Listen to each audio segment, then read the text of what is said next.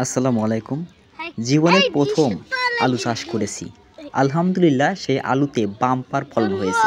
দেখতে পাচ্ছেন।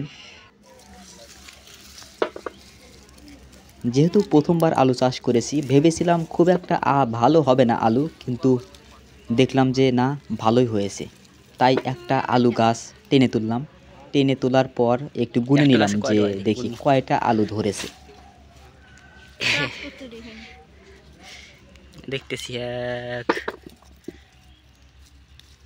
2 3 4 5 6 7 8 9 10 11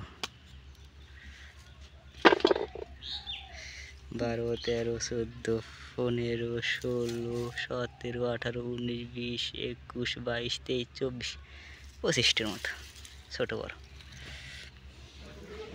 একটা গাছ থেকে যদি 20 থেকে 25টা আলু ধরে, তাহলে সেই ফলনকে কি বলা চলে?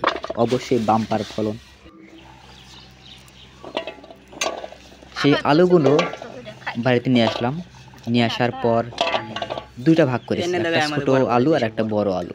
এগুলো সবগুলো এখানে আছে ছোট আলু। সেই ছোট আলুগুনা আলাদা রেখে দিয়েছি, এবং যেগুলো বড় আলু আছে সেগুলো আলাদা রেখে দিয়েছি। এগুলো দেখতে পাচ্ছেন, এগুলো সবগুলো ছোট আলুতে, ছোট আলুর মধ্যে রেখেছি। আর বড় আলুগুনা এদিকে রেখেছি। এখানে দেখতে পাচ্ছেন, এখানে সবগুলো বড় আলু। এই আলুগুলো আমরা একখানে রেখে দেব, কারণ বর্তমানে যে দাম, এই দাম দিয়ে আলু বিক্রি করার চেয়ে না করাই ভালো। তাই আলুগুলো একটা চৌকিতে রেখে দিয়েছি। চৌকির দিকে ভালোভাবে বেড়া দিয়ে সেখানে রেখে দিয়েছি। দেখতেই পাচ্ছেন, এগুলো হচ্ছে বড় আলু। যেহেতু এখন দাম নাই, তাই আমরা রেখে দিচ্ছি। হয় পচে যাবে, না হয় ভালো থাকবে।